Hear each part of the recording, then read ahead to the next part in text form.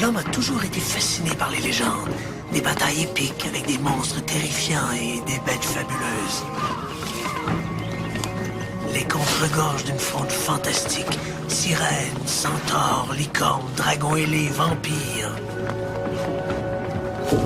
Est-il possible que de telles rencontres aient pour source des observations réelles?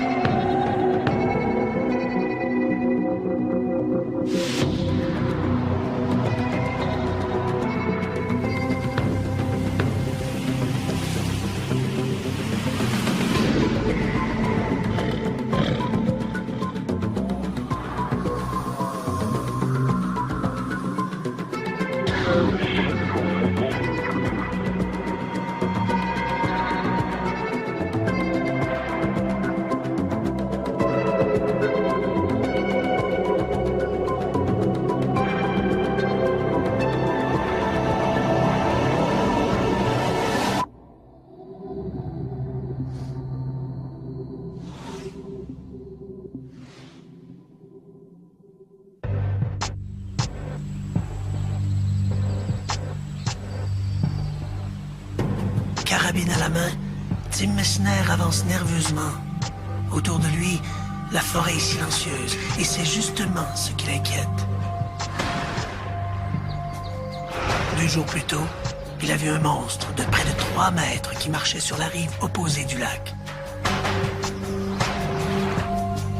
Le monstre n'est resté visible que quelques secondes avant de disparaître dans la forêt. De retour sur les lieux de son observation, le jeune Messner est bien décidé à débusquer la créature. Soudain, elle est là, immobile, et ne semble pas hostile. Il épaule sa carabine et la braque.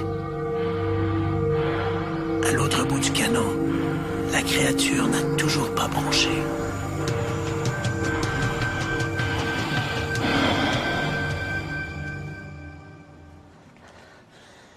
La littérature abonde d'histoires mettant en scène des êtres fabuleux, fantastiques, extraordinaires. Des monstres sortis tout droit d'un monde irréel. Vraiment.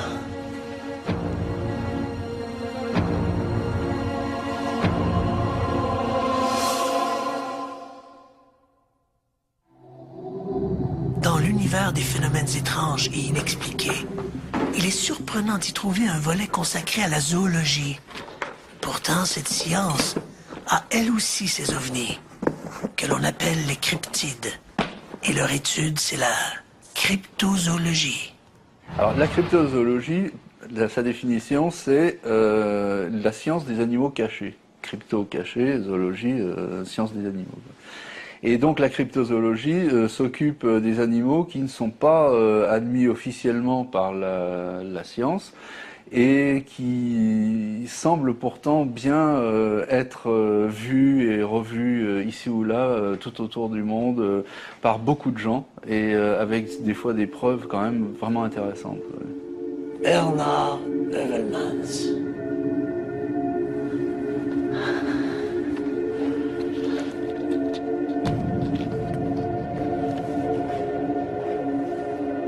L'inventeur de la cryptozoologie.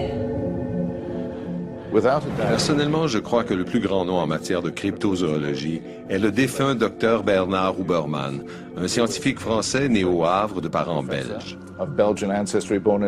C'est l'homme qui a rendu célèbre la science qui consiste à étudier des animaux que la zoologie n'a pas encore classés.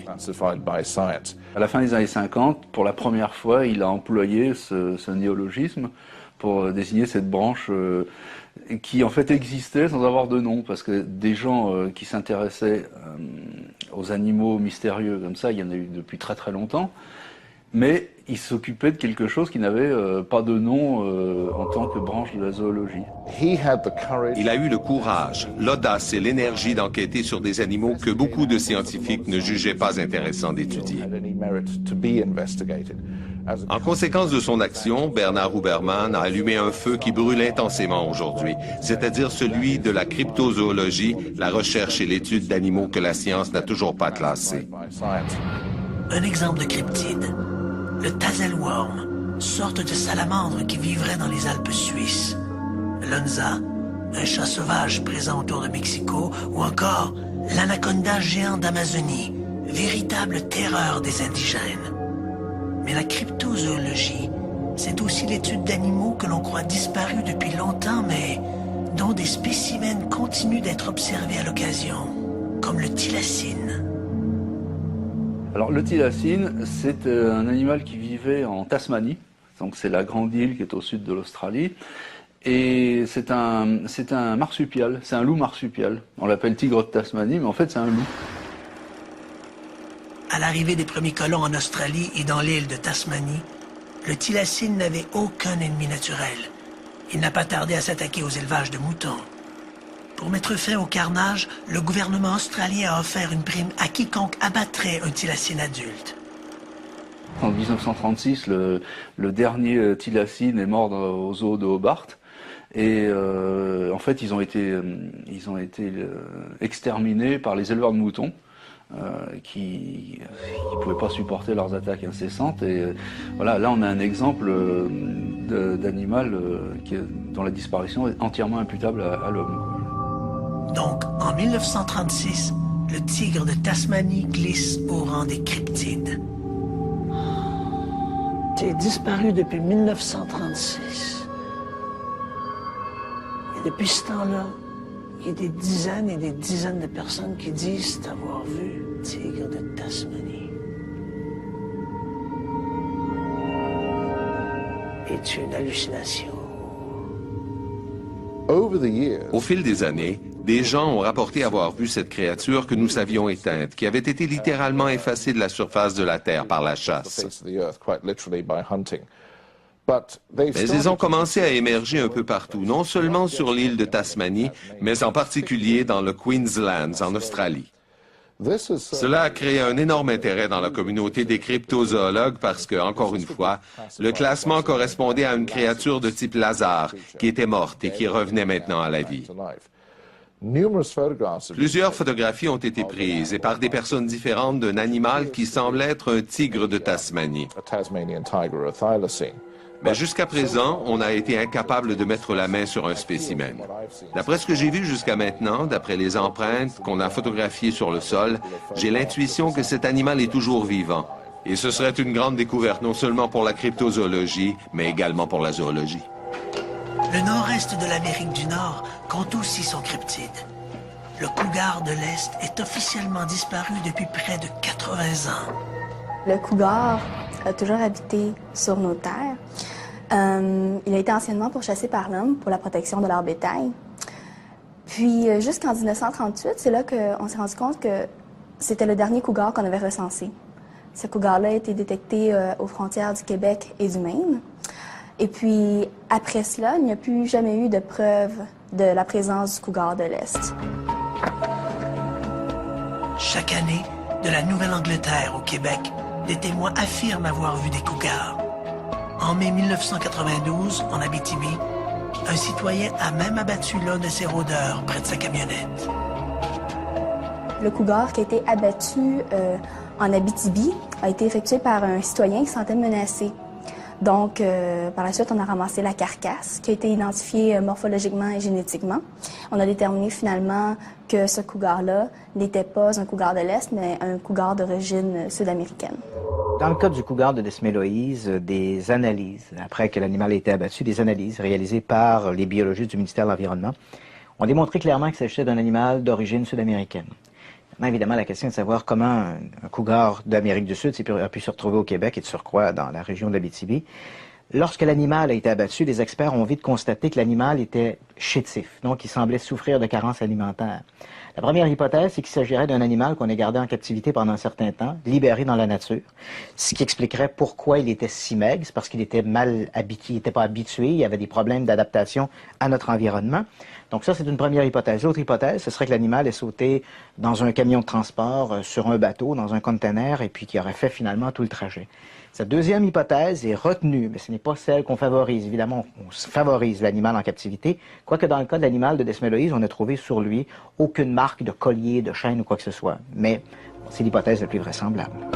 Difficile d'expliquer la présence de ce type de cougar au Québec, mais cela n'exclut pas que de véritables cougars de l'Est puissent encore hanter nos forêts. On a établi différentes équipes de terrain à travers l'Est du Canada pour installer des poteaux de frottage là où les observations étaient les plus nombreuses. Donc, les poteaux de frottage, ça consiste en un appât olfactif qui va attirer principalement le cougar. Et ensuite, quand les individus sont attirés par le poteau, ils vont venir s'y frotter.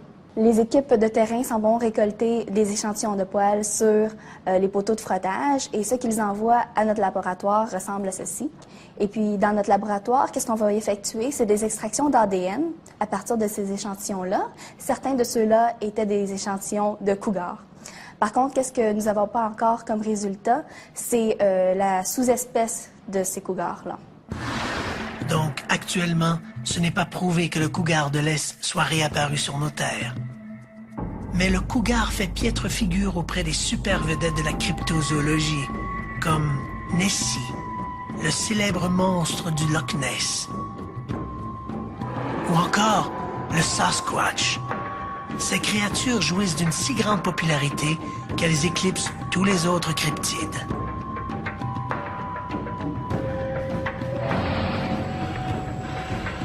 Le jeune Tim Messner n'a jamais entendu parler de cryptozoologie, mais son histoire est sur le point d'en faire partie.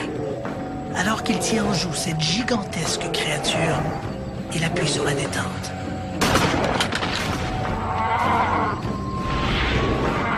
À quelques pas de lui, la créature tombe à genoux, se relève et s'enfuit. Pendant un long moment, Tim Messner reste là. Il n'oubliera jamais sa rencontre avec ce porte-étendard de la cryptozoologie canadienne, le légendaire Sasquatch.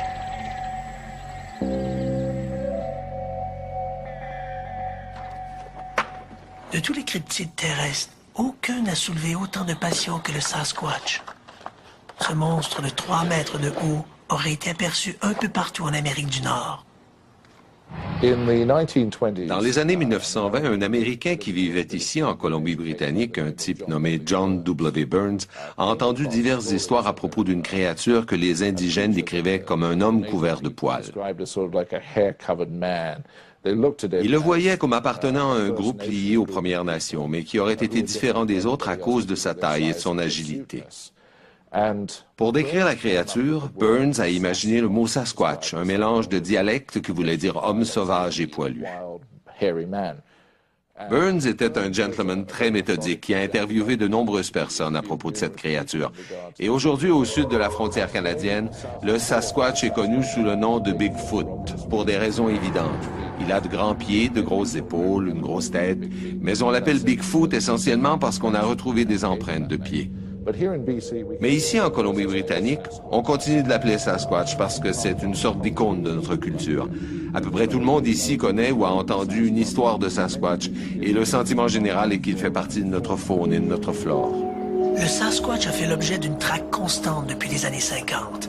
En 1961, un milliardaire texan, Tom Slick, a même financé une battue dans les forêts de la Colombie-Britannique dans l'espoir d'y découvrir l'insaisissable hominidé. Sans succès. Et sa mort prématurée en 1962 devait hélas couper les subsides aux chercheurs. Et depuis 40 ans, faute de mécènes, la documentation du Sasquatch ne s'est faite que par le biais d'enquêteurs privés, passionnés par cette énigme zoologique. Je crois que si Tom Slick n'était pas mort dans l'explosion d'un avion en plein vol en 1962, la cryptozoologie serait rendue beaucoup plus loin qu'elle ne l'est parce que cet homme était le plus grand donateur des chercheurs en cryptozoologie. Les preuves de l'existence du Sasquatch restent jusqu'à maintenant anémiques et très controversées. On peut dire qu'elles se divisent en 3 groupes. Les preuves physiques, comme les empreintes, les poils ou les excréments, les preuves photographiques et sur film, et aussi les preuves sonores enregistrées en forêt et où l'on entend des cris d'animaux inconnus. Pourrait-il s'agir des hurlements du Sasquatch?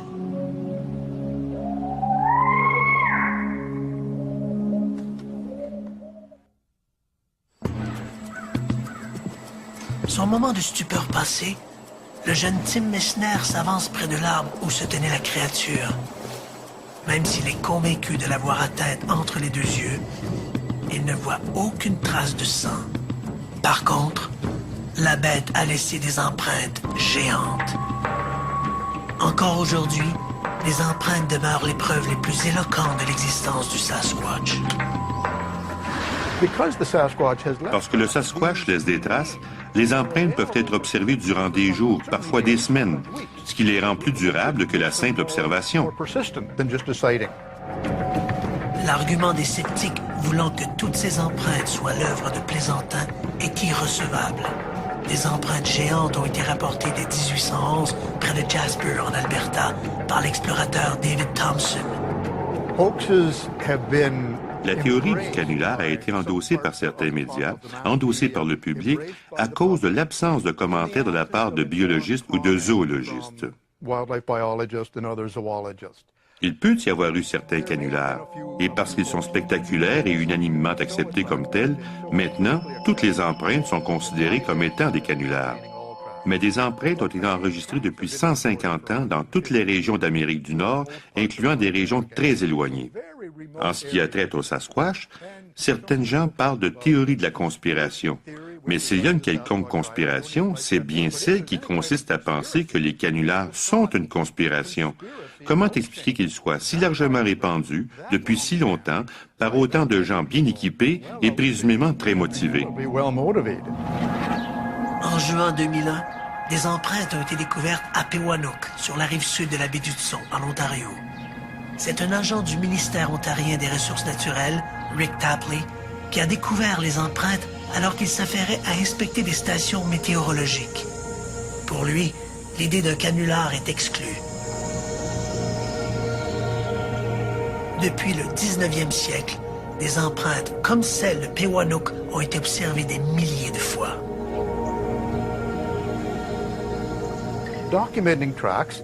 Il est très important de documenter les traces, par la photographie, mais spécialement si quelqu'un fait un moule en plâtre. Alors on arrive à une représentation en 3 dimensions de la plante du pied qui a laissé cette trace. Et alors, lorsqu'on a une collection, comme c'est le cas maintenant à l'Université de l'État d'Idaho, on peut commencer à en étudier la constance, les irrégularités, les variables. Certains des moulages montrent des crêtes dermiques, ou les empreintes digitales du pied et des orteils, des éléments anatomiques difficiles à reproduire. Lorsque l'on parle des crêtes dermiques sur certains moulages de supposés pieds de Sasquatch, il faut comprendre que si on regarde notre main, on voit qu'on a des empreintes digitales. On a également des empreintes digitales sur nos pieds.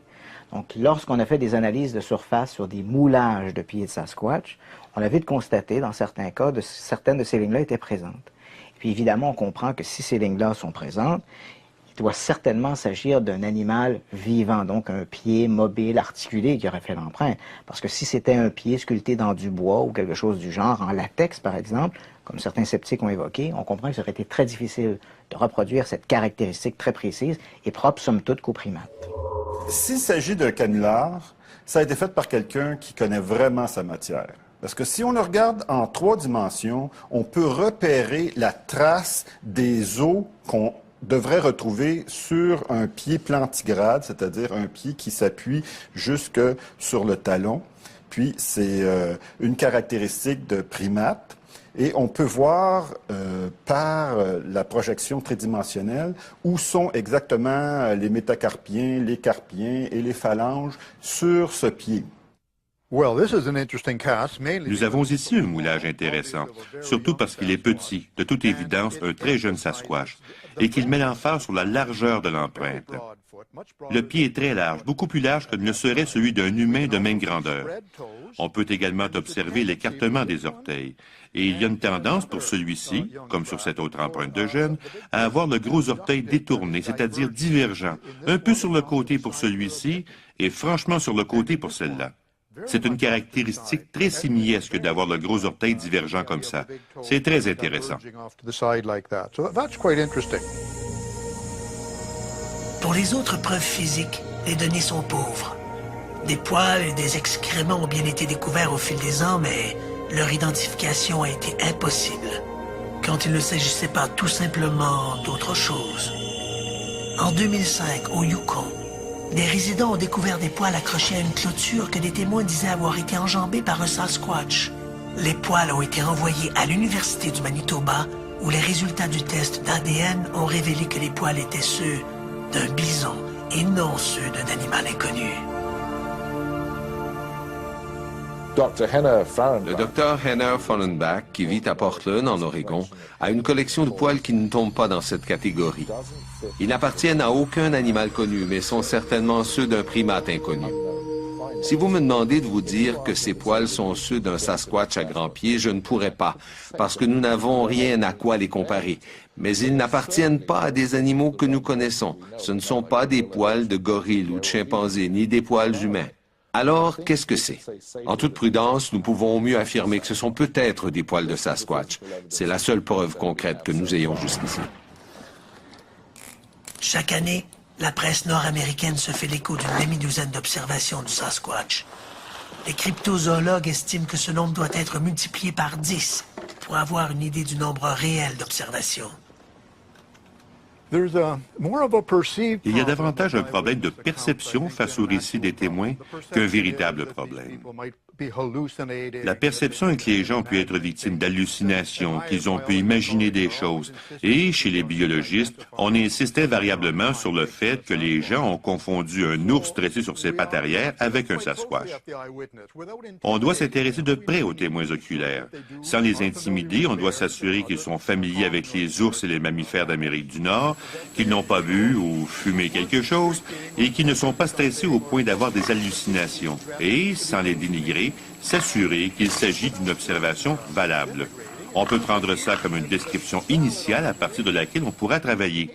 De toute évidence, ces témoignages devront être corroborés, et c'est là que les empreintes entrent en jeu.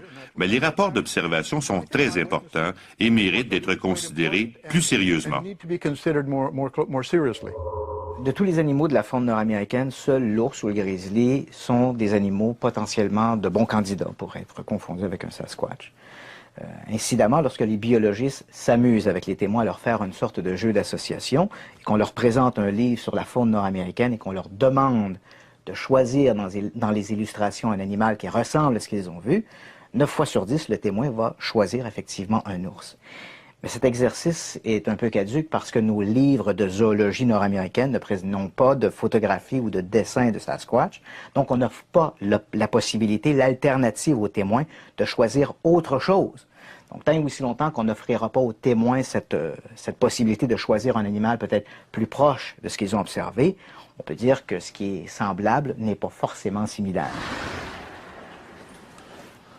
Chose curieuse, malgré tous les témoignages, il existe peu de photos ou de films montrant la mystérieuse créature. L'un de ces rares films est considéré comme l'une des preuves à l'appui de l'existence de la bête. Une des figures emblématiques du monde des Sasquatch et à qui nous devons beaucoup, c'est Roger Patterson. Roger Patterson était un homme qui avait choisi de vivre sa vie comme il l'entendait, en ce sens qu'il avait choisi de vivre selon son cœur, de faire des tas de choses de manière parfois imprudente, ce qui lui a valu d'avoir de mauvaise réputation. Ce n'était pas un homme fourbe ou malhonnête, mais c'était un homme taillé tout d'une pièce et un enquêteur de Sasquatch entêté. Il avait recruté Robert Grimlin, un vrai gentleman que je connais bien. En octobre 1967, les deux compères décident d'aller examiner les traces que John Green et René de Hinden avaient observées dans la région de Bluff Creek, en Californie. Ces empreintes étaient étonnantes et il y en avait plusieurs. Le 20 octobre 1967, Roger Patterson et Bob Gimlin remontent le lit asséché d'une crique lorsque Patterson remarque une créature qui s'éloigne en marchant. Il saisit sa caméra 16 mm et se lance derrière la créature. Pendant près d'1 minute, il va tourner les images les plus saisissantes de l'histoire de la cryptozoologie. Une image vaut 1000 mots.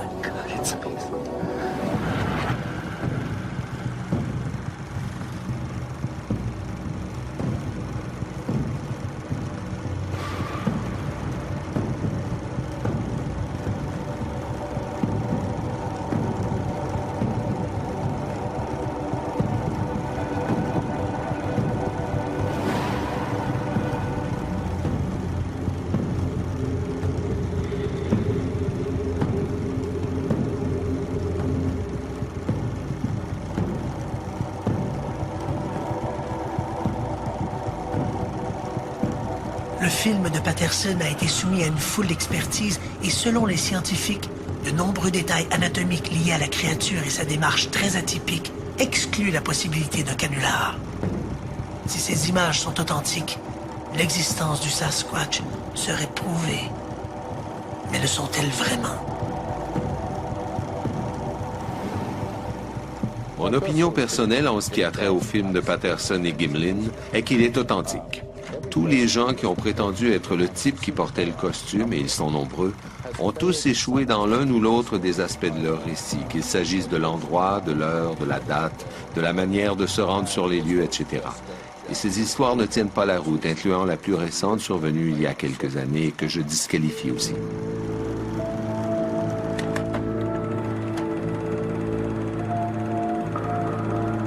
Des gens ont tenté de prouver que le costume avait été fabriqué par John Chambers, le créateur des costumes de la planète des singes. Une rumeur démentie par Chambers lui-même. Quand vous regardez le film, on y trouve une série d'informations concernant la démarche de cette créature. D'abord, il ne marche pas comme un humain. Il saute de terre et fait de très larges enjambées. Patterson et Gimlin les ont mesurées entre les moulages des empreintes. Un être humain marchant de la sorte serait très étrange et d'une force phénoménale. Donskoy, le fameux scientifique russe, qui a également été impliqué dans l'entraînement des athlètes olympiques par l'analyse de leurs mouvements, avait la quasi-certitude que ce n'était pas un être humain. Ce n'est pas un humain dans un manteau de fourrure. Ce n'est pas la démarche d'un simili-humain, ni même la démarche modifiée d'un humain. Il y a des détails anatomiques très précis, comme la tête en forme de crête qui revient régulièrement dans les témoignages d'observation et qui ressemble beaucoup à celle d'un gorille. Les très longs bras, la démarche elle-même. Mais les gens ne veulent pas entendre ça. Que voulez-vous? Leur idée est faite. Ils sont pratiquement tous convaincus qu'il s'agit d'un canular. Et je me suis lassé de me battre. Ou si vous préférez, de m'intéresser à ce film, parce qu'il y a d'autres choses plus importantes. Oui, c'est ça, plus importantes. Janusz Prohaska, un des plus grands costumiers de cinéma, a affirmé que s'il s'agissait là d'un costume, il faudrait que les poils soient collés un à un sur la peau d'un homme nu pour qu'on puisse observer le mouvement des muscles de la sorte. Or, on est en 1967, à une époque où John Chambers, celui qui a fait la série La planète des singes, et où l'équipe qui a fait les costumes de singes pour le film 2001 Odyssée de l'espace n'arrivait même pas à imiter le mouvement des muscles. En somme, Roger Patterson aurait dû être le plus grand génie mécanique de toute l'histoire du costume, ce qu'il n'était certainement pas. Roger Patterson est décédé en 1972 à l'âge de 39 ans.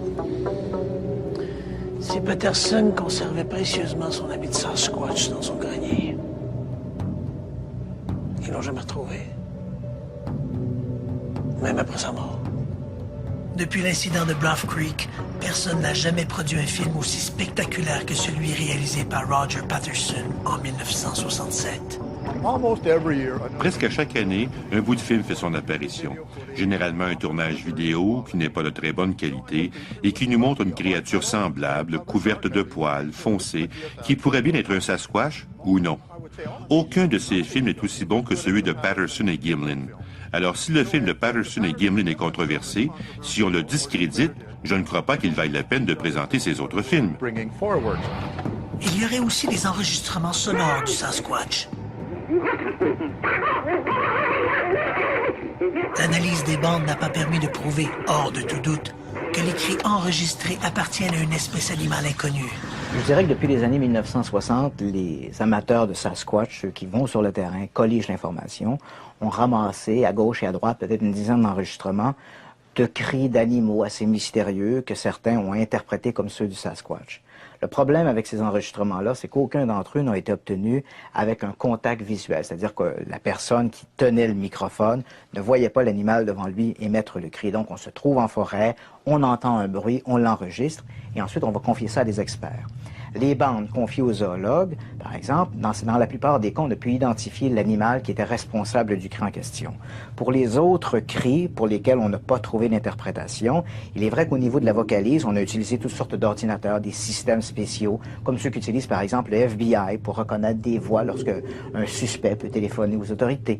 Donc, en faisant une sorte d'analyse de la vocalise, on a pu déterminer dans certains cas que le bruit enregistré n'était pas celui d'une voix humaine, donc ça ne sortait pas d'un larynx humain, et on n'a pas non plus trouvé un animal qui émettait un bruit semblable. Mais encore une fois, la difficulté, c'est qu'on n'a pas un contact visuel entre celui qui prend le son et l'animal observé, si ce n'est peut-être que dans l'enregistrement des Sierra Mountain, qui est un enregistrement exceptionnel, où là, dans ce cas-là, le témoin qui a enregistré le son avait eu des contacts visuels avec l'animal au préalable, donc on peut supposer raisonnablement que les sons enregistrés sont ceux du Sasquatch. Des empreintes, quelques poils et des images controversées, voilà l'essentiel des preuves pour soutenir l'existence du Sasquatch. Un dossier bien mince. Si de telles créatures existent, elles doivent être suffisamment nombreuses pour se reproduire et maintenir une population viable. La possibilité de l'existence du Sasquatch, c'est intriguant. C'est fascinant du point de vue scientifique. Je suis bien content qu'il y ait des gens qui se penchent sur la question. Moi, ce que je dirais comme interrogation, c'est comment se fait-il, si ces animaux-là existent, qu'on n'a encore repéré aucun cadavre de ces animaux? Une des choses les plus difficiles à expliquer après si longtemps, c'est pourquoi nous n'avons toujours pas trouvé de preuves concrètes. Et ce que nous voulons dire par preuve concrète, et ce que la communauté scientifique veut dire par preuve concrète, c'est un corps, ou des restes de corps, ou un squelette. À mon avis, la meilleure explication pour cela est que le Sasquatch, s'il existe, est une créature rare, probablement nocturne, qui vit cachée et qui compte peut-être un individu pour plusieurs centaines d'ours dans une région donnée. J'imagine plutôt une créature intelligente qui pourrait nous ressembler, mais sous la forme de Sasquatch, et qui peut très bien aller mourir dans des endroits éloignés de l'attention des humains, dans des régions qui présentent toute une série de facteurs, comme des nécrophages, un sol acide, des insectes. Je ne suis pas surpris que nous ne trouvions pas de squelette, parce que nous ne trouvons pas davantage de squelettes de cougar ou d'ours. Alors pourquoi trouverions-nous celui du Sasquatch? Pour ce qui est des ossements, ceux du Sasquatch ou de ses ancêtres sont peut-être précieusement conservés au Musée d'histoire naturelle de Pékin en Chine. Il existerait, parmi les hominidés fossiles, un candidat qui s'apparente étonnamment au Sasquatch. Le meilleur candidat, à mon avis, serait le Gigantopithecus, qui est une espèce de primate de grande taille, beaucoup plus grand qu'un gorille actuel, peut-être un tiers plus grand que le gorille actuel, et qui répondrait à plusieurs de ses caractéristiques. Malheureusement, on ne connaît pas grand-chose de ce primate-là, sauf quelques fossiles très, très fragmentaires. Mais il a vécu il y a environ quelques 2 millions d'années à environ 100 000 ans, disons, selon les fossiles. Là. Alors, il a vécu durant la dernière partie du tertiaire et le quaternaire, la période glaciaire. On l'a trouvé seulement à 2 endroits dans le monde, en Chine et aux Indes, donc aucun spécimen d'Amérique du Nord. Et, encore une fois, très fragmentaire, mais d'après les projections des fragments qu'on a, ça serait un singe de grande taille, beaucoup plus grand que le gorille actuel. Le Sasquatch est-il le dernier représentant d'une lignée survivante du Gigantopithèque? La preuve irréfutable de son existence serait sans contredit la plus grande découverte anthropologique de tous les temps. Ici, en Amérique du Nord, le docteur Grover Krantz, qui est décédé maintenant, mais qui était attaché à l'Université de Washington, était, je dirais, le porte-étendard de cette hypothèse-là que le Sasquatch était un gigantopithèque. Pour Krantz, il est clair que l'animal dont les fossiles, les restes fossiles, ont été trouvés par exemple en Chine. Pour Krantz, l'hypothèse la plus vraisemblable, c'est que durant la dernière glaciation, à l'époque où le détroit de Bering était complètement gelé par une sorte de pont de glace, l'animal aurait migré de l'ouest asiatique vers l'Amérique du Nord en passant par le détroit de Bering et se serait répandu le long de la côte ouest nord-américaine. Le problème, c'est que jusqu'à maintenant, en dehors des observations du Sasquatch, on n'a jamais trouvé en Amérique du Nord le moindre fossile d'un gigantopithèque. Avec les années, la cryptozoologie s'est enrichie de nouveaux cryptides que certains puristes considèrent comme de véritables intrus, des créatures si fantastiques qu'il est difficile de croire qu'elles puissent appartenir au règne animal. Dans son extraordinaire encyclopédie de la cryptozoologie, l'auteur Michael Newton en mentionne quelques-unes, comme le Mothman. Le Mothman, c'est une créature qui serait apparue en Virginie occidentale aux États-Unis dans les années 60. Pour résumer très très brièvement, et qui apparaissait la nuit. C'est une espèce de grande ombre avec un peu un air de chauve-souris, des yeux rouges, et qui aurait été vue par un certain nombre de témoins, notamment autour de la ville de Point Pleasant. Le Mothman mesurerait près de 2 mètres et serait muni d'une paire d'ailes comme celle d'une chauve-souris et capable de s'envoler de façon verticale et sans battre des ailes. En 66 et 67, des centaines d'apparitions de la créature ont été rapportées. Puis le 15 décembre 1967, le Silver Bridge, qui enjambe la rivière Ohio, s'effondre, entraînant 46 voitures et des dizaines de motocyclistes. On a ensuite découvert que parmi les victimes du Silver Bridge figurait un grand nombre de témoins du Mothman. Ça fait partie des créatures volantes, mais encore non identifiées, vraiment. Là, on n'a pas l'impression, ça donne pas toujours l'impression qu'il y ait une véritable consistance. Ça ressemble, elle a un côté fantomatique, cette créature qu'est le Mothman, bien que visiblement terrifiante à encore les témoins. À en croire les légendes amérindiennes de l'Est de l'Amérique du Nord, une étrange créature habiterait nos forêts, le Wendigo. Le Wendigo, c'est une créature, on dit mythique, mais qui est censée être, on pourrait dire, corporelle, pour des groupes largement de langue algonquienne, c'est-à-dire qui appartiennent à la famille algonquienne de langue, donc tels que les Cris, les Inuits, les Atikamekw, Sauteux, Ojibwe, par exemple. Le Wendigo serait un géant qui jouirait de la faculté de se rendre invisible. Pour se camoufler, il s'enduirait le corps de résine avant de se rouler dans la terre pour lui donner l'aspect d'un géant de pierre. Cet esprit de la forêt serait aussi cannibale et sa voix semblable au tonnerre. Donc le Wendigo, c'est une créature qui est censée se manifester largement au moment où les personnes étaient souvent isolées l'hiver dans leur camp de chasse, loin de la communauté de base, on pourrait dire, que ce soit un village ou tout simplement une agrégation d'été.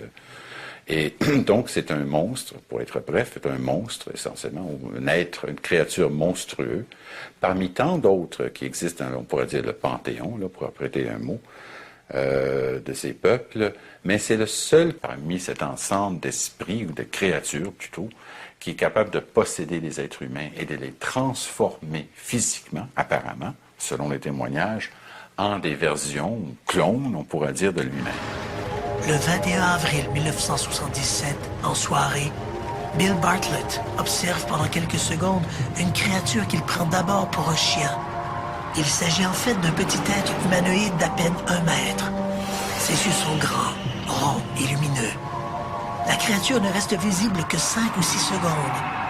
Bill Bartlett est le premier à apercevoir cette créature que la presse baptisera bientôt le démon de Dover. À l'exception d'un cas particulier, la créature elle-même ne semble pas interagir avec les témoins. Dans un cas, la créature a été aperçue se tenant sur un mur de pierre. Ensuite, la créature a été aperçue alors qu'elle approchait un jeune garçon qui marchait vers sa maison. Puis elle est disparue dans un boisé. Dans un autre cas, c'est un couple qui a aperçu brièvement la créature sur un pont, près du centre-ville, et elle n'a pas semblé interagir avec eux du tout. Une certaine nuit de septembre 1976, un résident de Laval est réveillé par un bruit sourd venant de l'extérieur. Il reste là, à attendre que le bruit se reproduise, mais rien ne se passe. Le lendemain, il constate avec étonnement la présence de traces de pas sur le trottoir. Vues de près, celles-ci ont l'aspect d'un fer à cheval. Elles sont visibles des deux côtés de la rue. Elles commencent nulle part et s'arrêtent nulle part. Malgré les années écoulées, aucune explication définitive n'a jamais été apportée à ces curieuses empreintes et personne n'a jamais avoué être l'auteur de ce canular, si canular il y a bien sûr. Avec le temps, la cryptozoologie est devenue une sorte de no man's land où tout objet non identifié, qu'il soit marchant, sautant ou rampant, trouve sa niche. Si ce mixage a fait de la cryptozoologie l'un des domaines les plus fascinants du grand univers des phénomènes étranges et inexpliqués, il l'a aussi rendue plus rébarbative aux scientifiques. Nous sommes bien loin de cette nouvelle science dont rêvait Bernard Heuvelmans il y a 50 ans. Dans son livre « Sur la piste des bêtes ignorées », Bernard Heuvelmans écrit « Notre monde est saturé de mystères. Il semble que nous vivons entourés de points d'interrogation. Tout nous est prétexte à questions auxquelles nous avons hélas que peu de réponses, ou pas de réponse précise et définitive en tout cas. » Si ça fait 50 ans qu'Heuvelmans a écrit ce livre-là, est-ce qu'on commence à avoir des réponses? La cryptozoologie a été élevée au rang de catégorie scientifique pour valider l'existence de plusieurs animaux dont les preuves de l'existence sont perçues comme insuffisantes. Ce que les cryptozoologues ne réalisent pas, c'est que la cryptozoologie elle-même est perçue comme une sorte de pseudo-science par les autres scientifiques. Entre autres raisons, parce que les cryptozoologues ne sont pas des zoologues, ce sont des amateurs, ce qui n'est pas toujours une mauvaise chose d'ailleurs. Mais en regroupant autant d'animaux dans cette catégorie, des oiseaux, des reptiles, des mammifères, c'est comme s'ils prétendaient avoir une expertise sur un très large éventail de sujets zoologiques. Et la plupart des gens de science n'acceptent tout simplement pas cela. Ils disent non. Je ne pourrais pas être assez compétent pour couvrir des oiseaux, des mammifères, des reptiles. Alors comment cette personne, qui n'est même pas un zoologue, peut-elle avoir de telles prétentions? C'est bizarre à dire, mais la cryptozoologie n'est pas une catégorie aussi utile que certains prétendent. Les auteurs John Keel et Brad Stenger nous dressent dans leur ouvrage respectif un tableau de toutes ces créatures mystérieuses qui, à un moment ou à un autre, ont fait la manchette. Jusqu'à maintenant, nous n'avons rencontré que quelques-unes d'entre elles, mais elles ne sont pas les seuls locataires de cette fantastique ménagerie. Il y a aussi le monstre de Flatwoods qui a été vu en Virginie occidentale en 1952. Il ne faudrait pas oublier ces loups-garous qui, depuis des années, hantent les forêts du Wisconsin. Une créature semblable aurait aussi été vue au Québec en 1989 dans la région du lac Blue Sea. Peut-on encore parler de cryptozoologie? En cryptozoologie, il y a une divergence d'opinion sur ce qui devrait être de nature cryptozoologique et ce qui devrait être paranormal. Et ça dépend vraiment de qui vous êtes.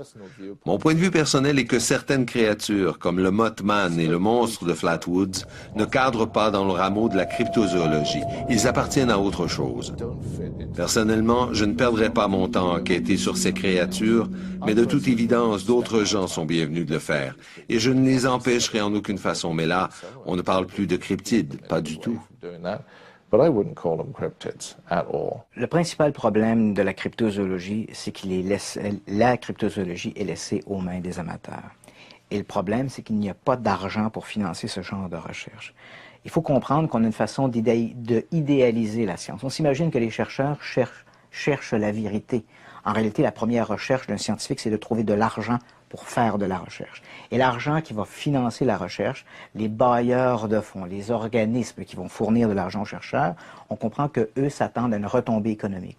Fait que finalement, c'est plus valable de financer la recherche de la recherche sur la mousse verte sur les crotons que de financer de la recherche sur le Bigfoot.